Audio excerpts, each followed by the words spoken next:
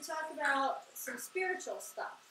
You know how we talk about how spirits can get inside people? Mm-hmm. Well, Jesus is teaching about what happens with the spirits. It says when an unclean spirit goes out of a person, it roams through dry places, searching for rest, but doesn't find any. Then it says, I'll return back to where I came out of.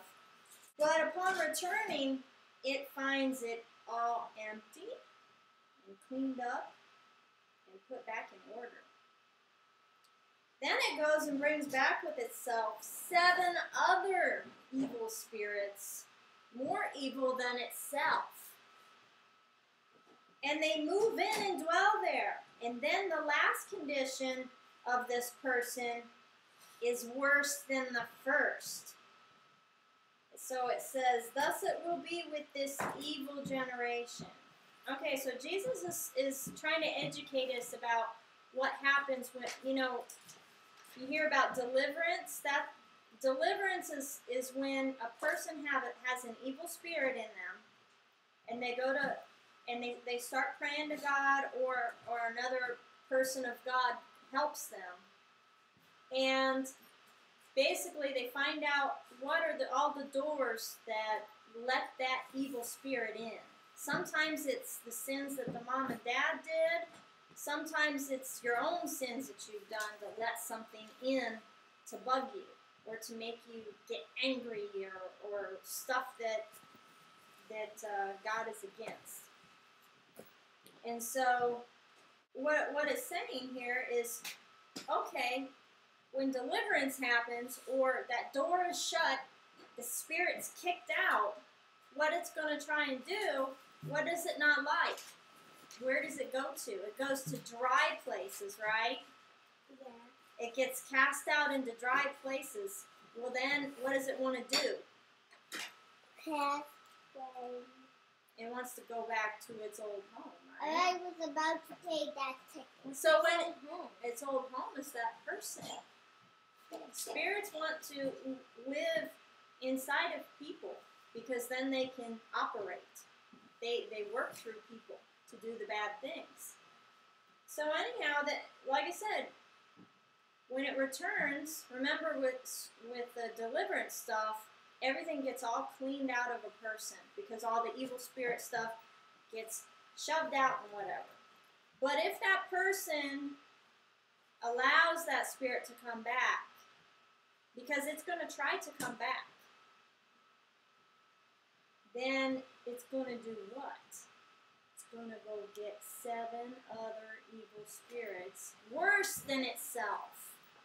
Because what does it want to do? It wants to hold up, like, okay, if you're trying to make a tent, can you make a tent very easy with only one stick? No. How do you make a nice big tent? How many sticks? Yeah. What if you had one big stick in the middle and then you had 6 sticks around it? Boy, you could have a big house, huh? That's kind of like what this is. Because it's like there's only one demon controlling the person. Then it gets cast away. Then you get 7 more demons to. Right, and then that's an established tent, right? Yeah. And so then if it's like raining and stuff, see before, if the tent only is held up by a post and then it's kind of flapping there, it's not really a house, is it? Yeah. But when you put all the stakes in, you get this big tent. Then if it rains and stuff, the rain cannot penetrate and get there. So it's kind of like when they do that, it's like the Spirit of God can't get through as easily because there's that canopy there blocking it. So that's why it's bad, with what happens when the demons try to return. Because then the person, it says, is worse than before they had the deliverance. They were worse off because those demons can camp out and stake out their area And then it's harder to reach them. So that's why when we're reaching out to God and seeking Him, and we really want to be quiet, what is the biggest tool to not letting those demons back in? What's our biggest tool?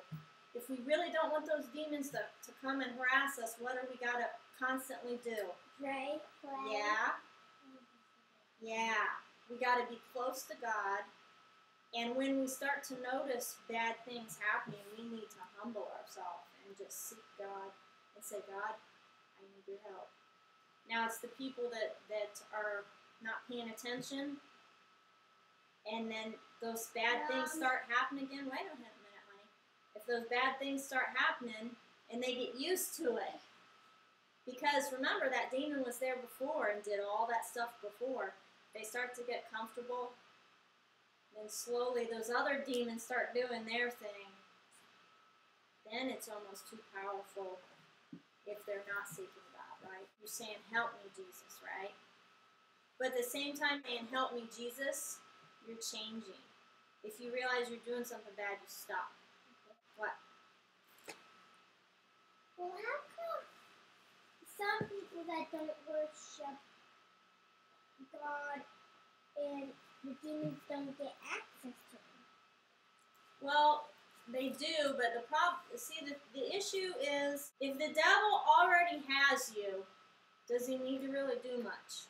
No, what if you're someone who doesn't believe in Jesus, but the devil never, Okay.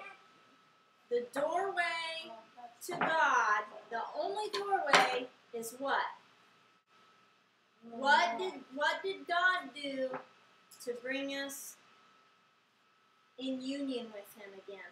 What's the one event in all of history that happened that brought us so that we can be in communion with God again? What? Jesus died on the cross. Jesus died on the cross. Okay. So, that's the only doorway. Now, if people have not accepted that doorway, then the devil already has them. So the devil doesn't have to even spend his time with those people.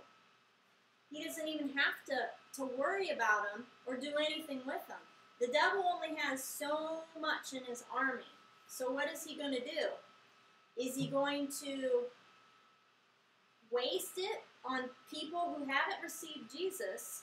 Those people are already his. He doesn't even have to deal with them, right? Where does he need to put his soldiers at? He needs to put his soldiers... What is Satan's goal? He hates God.